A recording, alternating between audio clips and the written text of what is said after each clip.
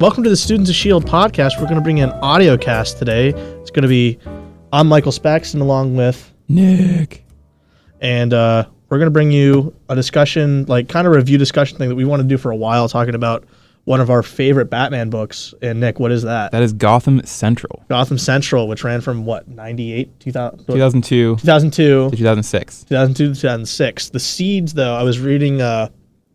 I ended up just finishing the Murder Fugitive books, and in the back, Brubaker talks about how like the original seeds for Gotham Central were planted back in like '99 when him and Brubaker, when Brubaker and Rucka were meeting up for lunch. So, and then it didn't happen for another couple of years, but like, the seeds were planted there.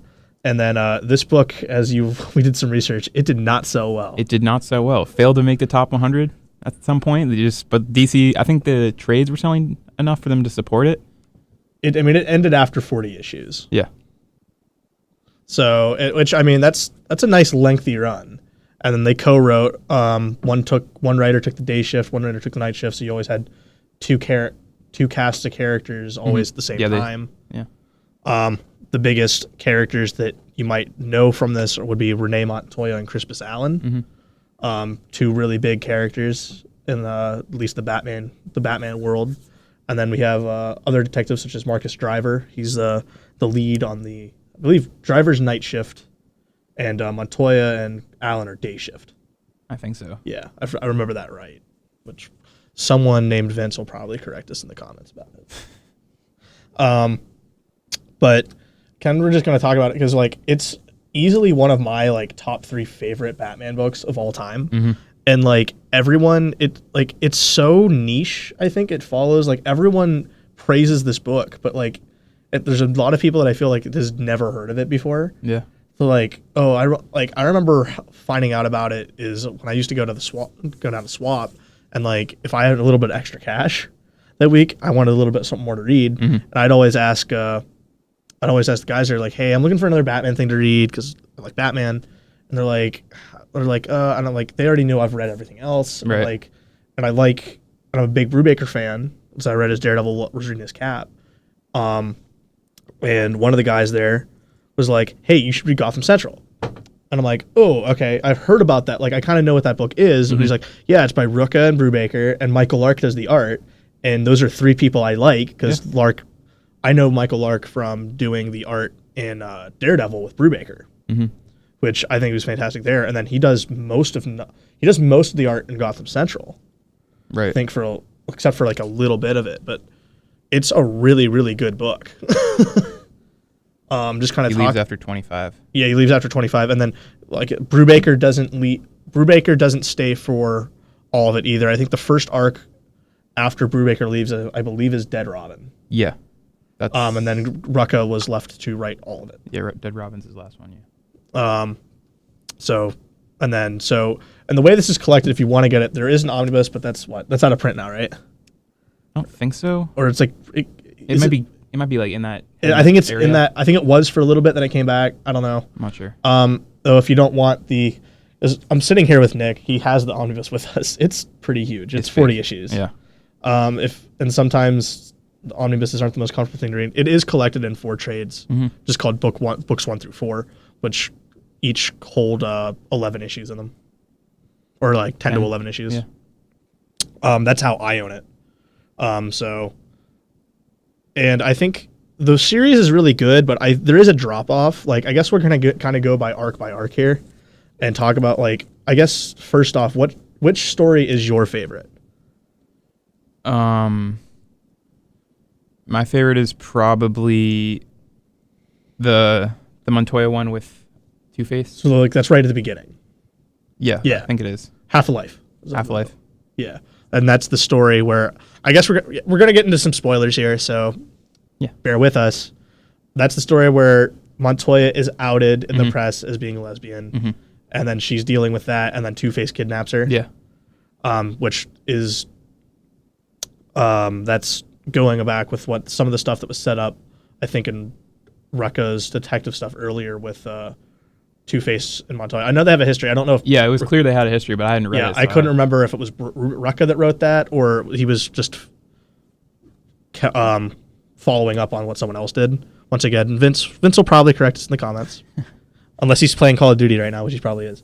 But yeah, that's a really good story. My favorite is actually Unresolved. Which is that's the Mad Hatter story. And then I think a close second would be like Half-Life's in my top 3. But it's my 3. And then the other one is the one with the Joker. That's the one everyone remembers from the story. Is I forget what the one. It's the one where the Joker is in the bell tower and he has the sniper rifle and he's picking off people on Christmas Eve. And then like you can clearly tell that from that story alone that a lot of stuff was borrowed from it, like stuff in Dark Knight. It had to have been. Yeah. Like the part where he goes to the police station to give himself up.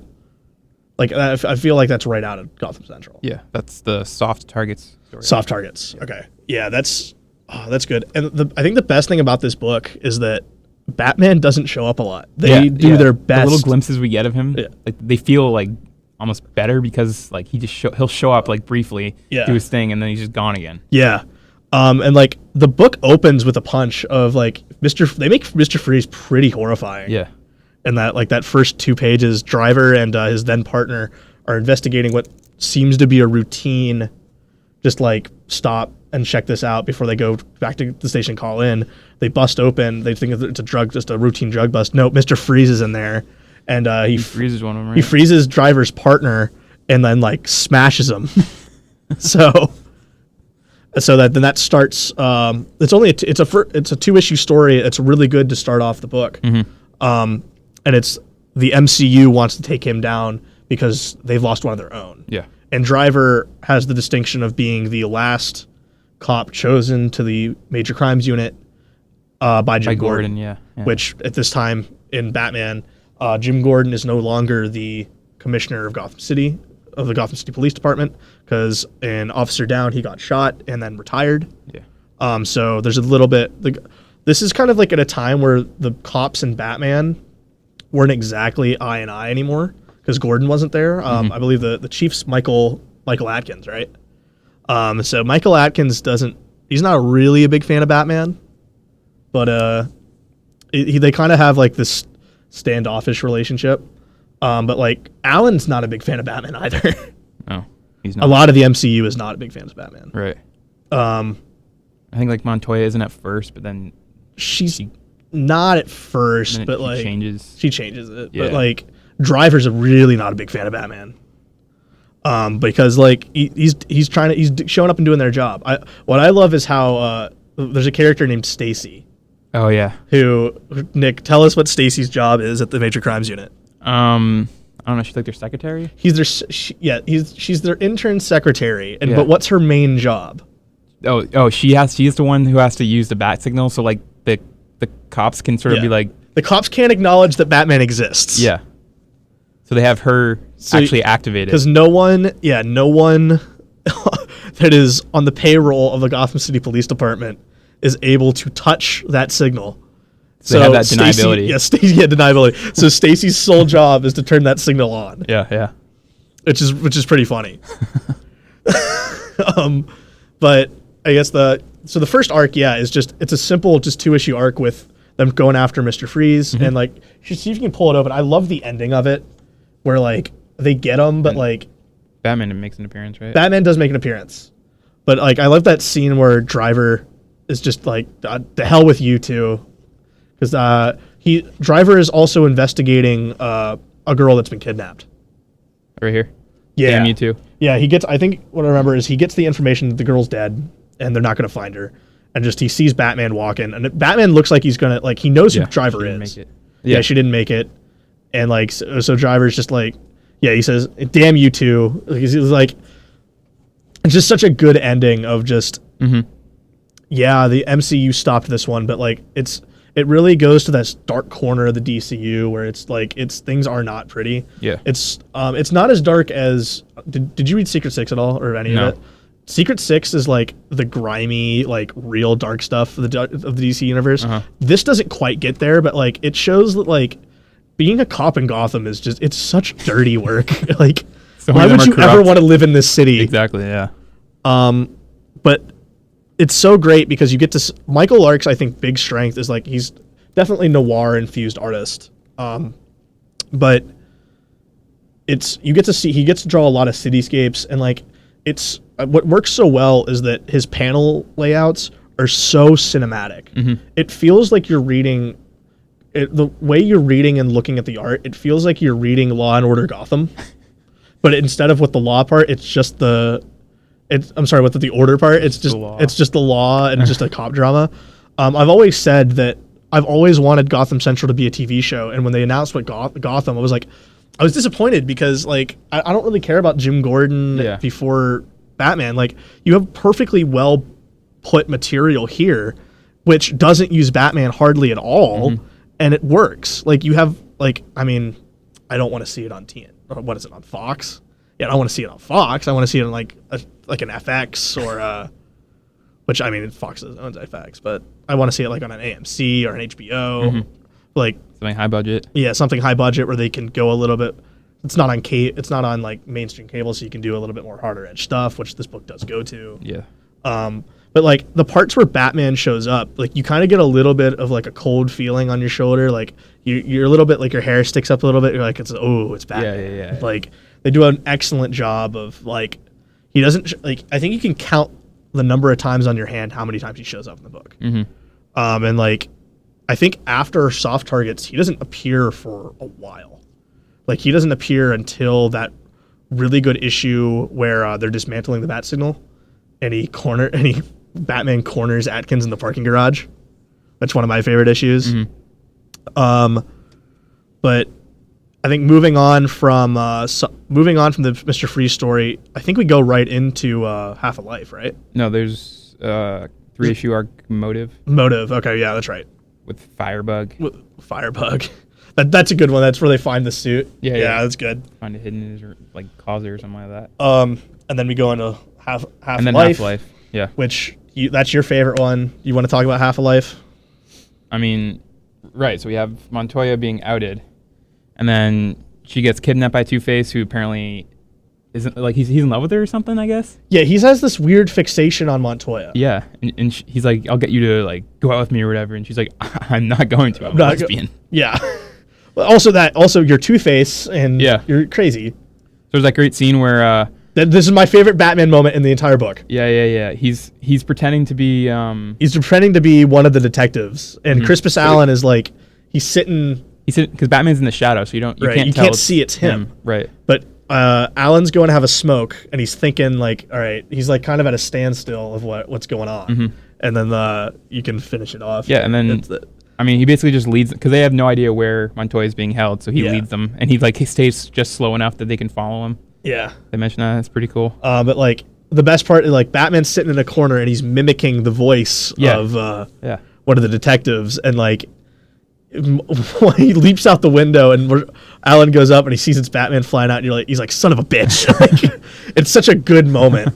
Yeah. And then he breaks in, leads him to Two-Face, beats up the guys. Yeah, and then like it's a well balanced story too. It's really, really good. And I think this story won them some awards too. Yeah, I'm pretty sure this book did win some awards. But the story in particular. Like I said, if everyone remember, I think I had this conversation with Vince, or what's the story everyone remembers? I think this one actually might be the one everyone remembers over Soft Targets. Yeah. Yeah. Like if not this, like either Soft Targets is one or Half a Life's at one. Like they're flip flopped. They are the big ones. So that story concludes, and then like you get to meet Daria, which is her girlfriend. Her girlfriend. She's pretty cool. Yeah. And then right after that, we go into the issue with Stacy where she's dreaming about Batman. That they're like, Batman's like in love with her or whatever. Well, Stacy's in love with Batman. But like he reciprocate in this stage. Yeah. She's just having a daydream. One-off. It's pretty funny. Yeah. And it's not drawn by Lark. No, it's art by Brian Hurt. And I just want to state this time, like, it's kind of funny how this book didn't sell, because at this time, 2002, 2006, Rucka's on Detective, and Brubaker's still on Batman. Like, so you have the writers of Detective and Batman teaming up to do this book. I honestly don't know why it didn't sell. Yeah, I don't know. I mean, this was at a time where Batman had Batman, Detective, Batgirl, Robin had a book, Nightwing had a book, not Sirens, Birds of Prey. Yeah, so maybe just Gotham Knights. This was like the 8th Batman book on the shelves. So yeah, I can see why. Like, definitely oversaturated. We joke about how many Batman books are on the shelves right now, but like there was 8 at that time. And the Catwoman had a book. There's 9 Batman books on the shelves. I mean, he sells, I guess. Maybe not always. It's true, but maybe if he'd shown up more, he would have sold more. Is that why? They're like, oh, Batman's not in this book. I don't need to read it. I don't know. But okay. So next story is the soft targets. It's soft targets. Yeah. Which, it's so good. It's a great one. They're just like, it's a great Christmas tale. Yeah. They're always just like reacting. It's another moment that I think they borrowed, that I think at least inspired Dark Knight, is when doesn't the mayor get remember that scene in Dark Knight where and then Gordon's talking to the mayor and then the fake Batman smashes into the ceiling, into the glass wall, and it startles you. I feel like that had to have been taken because, like, in soft targets, Atkins is meeting with the mayor, and they're like, they're kind of going over the yearly thing, like, hey, Christmas Eve's coming up, like, payroll's out, and like, it's like talking about like economy based things, and then like, boom, right out, like, before no one expects this, a sniper rifle bullet goes in, kills the mayor of Gotham City. The blood goes all over Atkins. It's crazy. So like, boom, right there, the mayor of Gotham City's dead.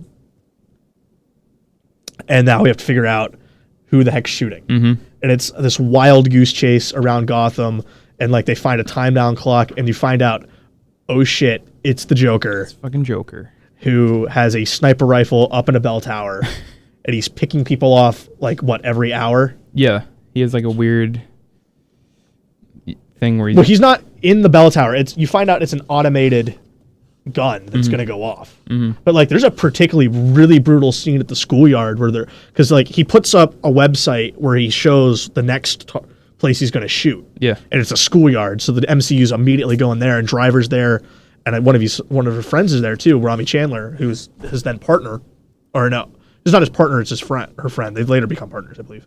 But you, the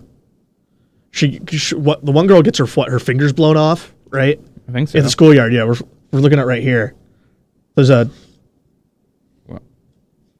but I think you have the great moment at the end where they turn on the signal. And they're like, we need help. Yeah, there it is right here. Yeah, it's boom, boom, boom. Everyone's getting shot at. She got her fingers blown off. This one journalist, like, help me. Like, it's like just pure chaos. Like the most horrific scene you can imagine. Yeah. And like they have no way of stopping it. And they go and eventually they go to turn the bat signal on at the end of the issue. And Stacy and I forget who goes up there. It's Lieutenant. Is it Probes? I think it's Probeson. Goes up there and they turn the signal on. It's firing again, and you see Batman show up. That's the first time you see Batman for a while.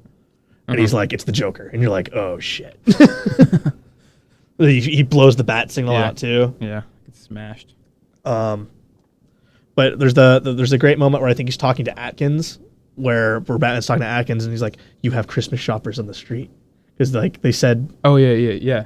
Because I think you get like this Jaws scenario where like, no, it's all fine. Go to the street, go on the street, finish your, like, act normal. We have them, and because they act like because I think they have the Joker in custody at that point, but the guns are still going off. And you find out there's a bomb in the city too. Like, one of the toy stores. One of the toy stores, and Batman has this moment. It's just like, you have Christmas shoppers on the street. Like, you need to fix this. I love this moment where who's this?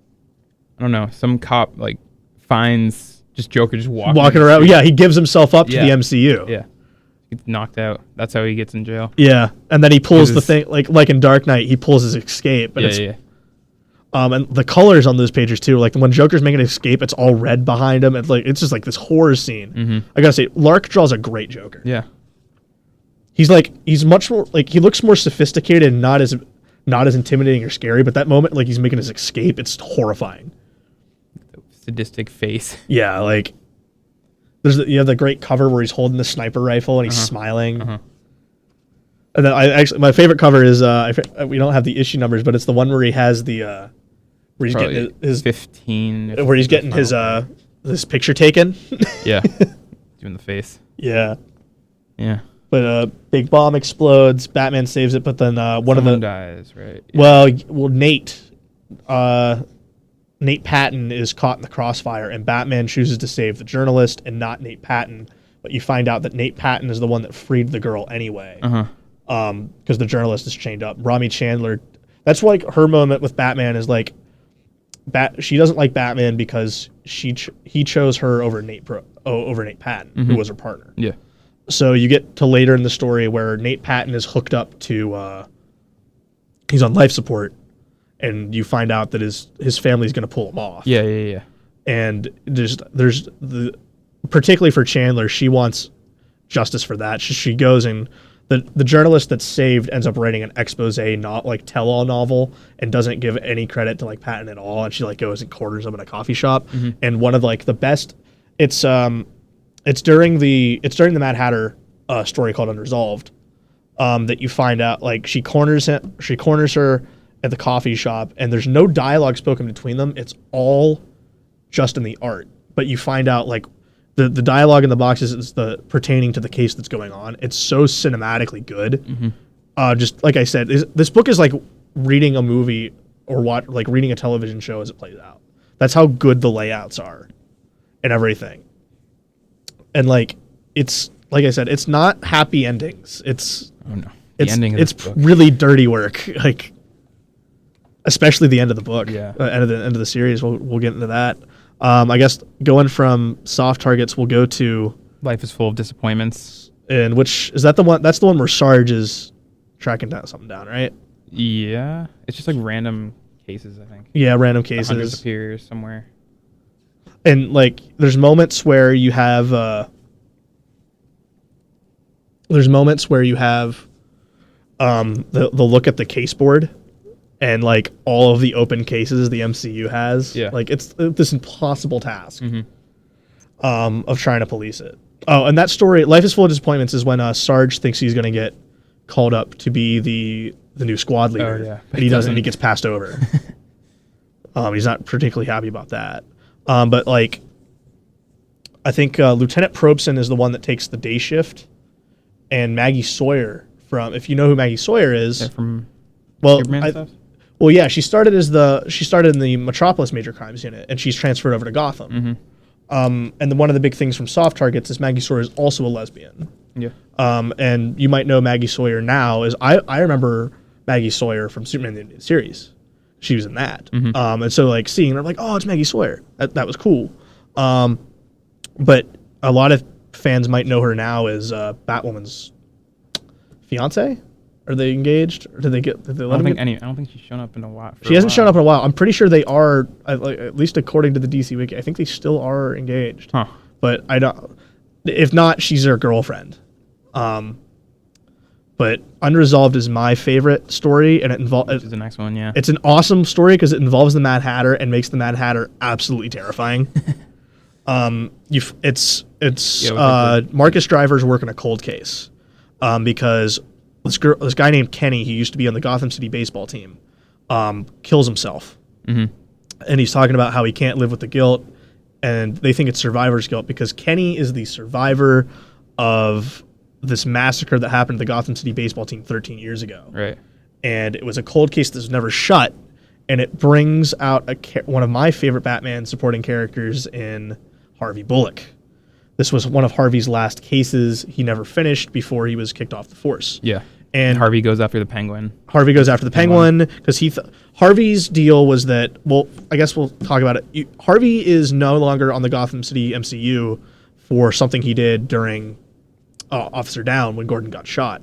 The guy that shot Gordon couldn't have been brought to justice because there wasn't enough evidence for him, but we all knew he was guilty. So what Bullock did was he found that the guy was already in witness protection, and he sold his name out to the mob, and the mob killed him. Yeah. And a lot of people in the MCU were kind of divisive on what he did. So, but at that point, though, he was already kicked off the force, and Harvey is just a shell of his former self. But like you've seen Harvey Bullock mentioned a couple times before this, and now like, oh, now you're seeing where Harvey's at. Yeah. He's just kind of drinking. He's like, he's like I said, he's the. I think Driver's partner, I can't remember her name. She says she has that line of it's either Romy? Harvey has a bull. Is it Romy? No, Romy is Driver's friend and like kind of love interest. I forget who. It's Driver's partner has the distinction of being the first MCU detective promoted after Jim Gordon. Mm-hmm. Okay. I forget what her name is though.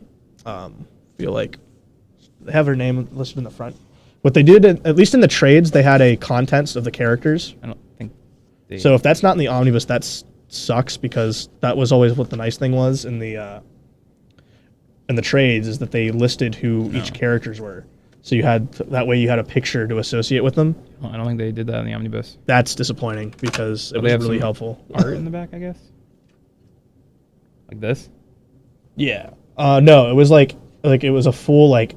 Remember like X-Men shots of like here's your cast, like here's the team. Mm-hmm. That's what it was in the trades. Well, they don't have that here. Wow, I almost recommend you get the trades now because it definitely helped me keep track of characters. Yeah, it sort of takes a while to get used to who everyone is. Yeah, like I was able to catch up a lot faster since I had that contents character page. Mm-hmm. So without that in the omnibus, that's not great.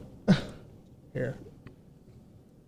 But so Driver goes and opens up this cold case and he figures out that yes, the Gotham City baseball team was murdered 13 years ago, and there's some fishiness about it. And you find out that it's the Mad Hatter involved. Yeah, they go to Arkham. And you find out that Kenny was the one who his hat got Mad Hatter tampered with, and he threw the pipe bomb that killed them. Mm-hmm. And I feel like this is the one story for me that feels like the most Law and Order about it. I don't know. I'm a big Law and Order fan, so I felt like I got that. And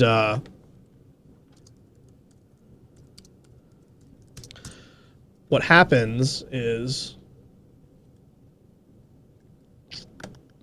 we're still trying to find the name of the partner. Oh, Josie Mack. Josie Mack is the name of Driver's partner. Okay. Who she has like metahuman powers later. You find out. Oh yeah, she's psychic. She's psychic. So they go and they interview the Mad Hatter in Arkham, and you find out that Mad Hatter, before the last time he went crazy, was living in the like down hall room, renting it out. Old lady. And this old lady loved him because he was so nice, and she ended up helping him. So she like retroactively ended up like helping him do these crimes later, and it's crazy. Like, I don't want to give a lot of that story away because I think it's like easily the most underrated story, and to me it was the one that feels so cinematic and like at least television-esque, where like so serialized. Yeah. It's so great because like we don't have a lot of great Mad Hatter stories too. No. So it's also you get to see what's happened to Bullock. To me it was the last story that I truly loved. Then from that we go into Corrigan, which we deal with the crooked Gotham City the MCU's crime scene investigator, Jim Corrigan. He like tampered with some evidence from he's a dirty cop. Yeah. Black Spider shows up in this story and just gets shot. But it's there's Corrigan 1 and Corrigan 2. And like I said, we're around issue 23, 24 at this point. Yeah. We're soon to the fact, and this is where I believe this series starts to take a dip. You had 3 amazing stories, and then I feel like it kind of like, if the way I say it is that there's volumes 1 and 2 called In Line of Duty, and then the second one's called Soft Targets. Those issues 1 through 10, 1 through 11, 1 through 10, 11 through 22. So you get all of Soft Targets in the second one, and all of Unresolved. The third volume is called On the Freak Beat, and that's the one. And that's the story where Montoya goes to Central City to investigate. I think it's Dr. Alchemy. You find out what's going on in Arkham. Yeah. And he messed with her, and I just feel like. Wait, no, Dr. Alchemy was it's not out. Separate story. It's Dr. Alchemy's separate story. Who is it then? It's some Central City villain that. On the Freak Beat is the Catwoman story. Keystone Cops is Dr. I'm sorry, it's Keystone story. Cops. Yeah. The name of the trade was called On the Freak Beat. Okay. That's why I always associate them together. And I think this is the part where Brubaker leaves, and I just don't think it's as strong. I thought Keystone Cops just wasn't as good of a story to me. I thought it just feels boring. It's cool to see the Gotham City cops and the Keystone Cops though, like interacting. But I don't know. What I feel like. What are your thoughts on this part of the like? I feel like I still enjoyed the whole series all the way through. Yeah, same here. I just thought that like it's not as amazing. Just Rucka takes over. Yeah, and I mean Rucka has a huge cast of characters now to try to fill in. Yeah. I did like Dead Robins though. Yeah, Dead Robins. Dead Robins is cool. Dead Robins is the MCU finds the Titans show up. The MCU finds a dead kid in a Robin costume, and they keep finding them, and they have to like figure out, all right, what the hell's up with this, and they call the Teen Titans in, so Starfire shows up. So Michael Lark, by the way, draws a beautiful Starfire. And they're all in their 80s garb too. They're all in their what? They're all in their like new Teen Titans outfits. I don't think Cyborg's costume had changed by that point, but they definitely are in that. I feel like that's the way they've always looked. So I don't know if they changed at that point because I'm not the biggest Titans guy. No, I don't know. But like Bart's there though, and Cassie's there. So like they have to come and be like, no, Robin's not dead, but we can't tell you where he is because they can't give up the identity of him because they need the identity of Robin. Right. So that's a complicated matter they get into there. Oh wow, that bumped the mic there. That's gonna be great. But that's an interesting story, and I think that was to me like the last truly like fun one, like really good one. And then we get into that. I like the issue, the Infinite Crisis tie-in issue. Yeah, with the Spectre. With the Spectre, which alludes to something later. And yeah. But it's just Alan trying to like get through the Gotham City as like all of this chaos is happening to get to around his family, him. right? Yeah, he's trying to get back to his family. And Captain Marvel shows up for a split second. If you weren't really reading Infinite Crisis, is sort of confusing. I guess when I first read this, sense, but the giant was like the Rock of Eternity's in the sky. Yeah, it's crazy. There's a lot going on. But like just know that like magic's dying and Infinite Crisis is going on, and like you can kind of just there's a sense of chaos. That's all you kind of really need to know. And I think from that we go into Corrigan 2. Yeah, well, there's a one-off called Nature with Poison Ivy. That's right. Yeah, I forgot about the story. Because it's been a while since I've read through all. I read through all the way through Unresolved, which, all right, bad on me. I only read like half the stuff. I mean, I read all this. It's just been a little while. Yeah, I mean, for me, like it's been years since I read the second half of the stuff. But it's like I said, it still holds up. It's still great. If you're looking for a good Batman book that's a little bit outside of what you're normally used to, please buy this book. Yeah, it's easy so recommendation. Good. Like I said, it's Rucka and Brubaker. I think almost everyone's an Ed Brubaker fan, just from the fact of alone with Captain America, with Daredevil. Yeah, his Marvel's Iron Fist, maybe. Immortal Iron Fist. It's a really, really good book. Like, especially if like you like noir detective books. This is basically it's almost like Brubaker got to do one of his noir crime indie books, but set in the Batman universe. Right. And it's just like the difference is that Sean Phillips isn't drawing it, but like Michael Lark's drawing his indie stuff too. And this is before Michael Lark was I'd say this is probably the book that made Michael Lark, because then I don't want to speak for that though. But like I just like the story that they waited a year just to make sure they could get Michael Lark on art. And like they spent time planning out the stories because they knew they wanted him so much for the art. And he really truly is, like, after reading this, I couldn't picture another artist for this book. Yeah, he definitely delivered. It's the work of 3 great creators in the industry. And I don't feel like it would have worked without any of them on it, which is why I feel like when Brubaker leaves, it's not as strong. Because Brubaker has his own voice for the characters he wrote. But what's cool is that you could almost see the seeds for this book being planted, because Rucka uses Alan and Montoya a lot in his Detective Comics issues. So, and then he brings them into 52 afterwards. Brings them into 52. Spoiler alert, at the end of the book in Corrigan 2, kind of everything goes to hell. Oh, God. Corrigan 2's it's such a downer way to end this series. Yeah, I mean, it was fine. I liked the story, but just like, it's like, that's it? Yeah, kind of like that. It just abruptly ends. Yeah. Crispus Allen gets just shot in the back and dies horribly. Yep. And Montoya leaves the force. Yeah. But this wasn't the end for these two characters, which was the good thing. But like, I really like Marcus Driver, and he didn't show up in hardly anything afterward. Like we were looking it up. He showed up in what? Tales of the Unexpected. Tales of the Unexpected, which is like an 8-issue miniseries. Yeah. That like I'm sure like is super hard to find now, but like if we're just looking at like post stuff, Harvey Bullock comes back onto the force apparently. Yeah, he comes back after. I was reading up on that, so like. And then that goes to a kind of thing like we get into this thing like everything's cyclical. I don't think like it's kind of interesting to see like would should Gordon have come back to the Force? I don't know. Should Bullock have been brought back? Probably would have felt like a regression. I mean, I know Bullock did come back. Yeah. I feel like Unresolved like it ties up all the issues with Bullock. Like especially with what he does by the end of Unresolved, he shouldn't be allowed back on the Force. Yeah.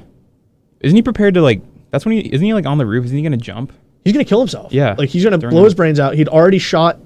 He shot and killed 2 of Penguin's guards. Right. And he was prepared to kill the Penguin. Like, and they clearly like the MCU. Whenever Harvey went, like really off the like, he'd have people like Sarge like come and protective and try to cover it up. Like they stately like they say it like they can't cover this one up. Like they can try their best, but like. He's probably going to jail. Yeah. But like he's gonna get the help he needs because he's clearly like mentally ill and unhinged at this point.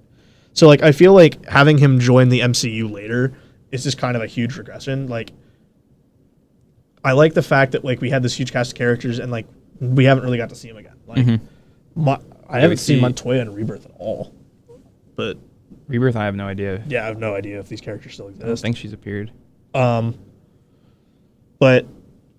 I know, and so I guess to say Montoya becomes the Question in 52 when the first Question, Vic Sage, dies of lung cancer.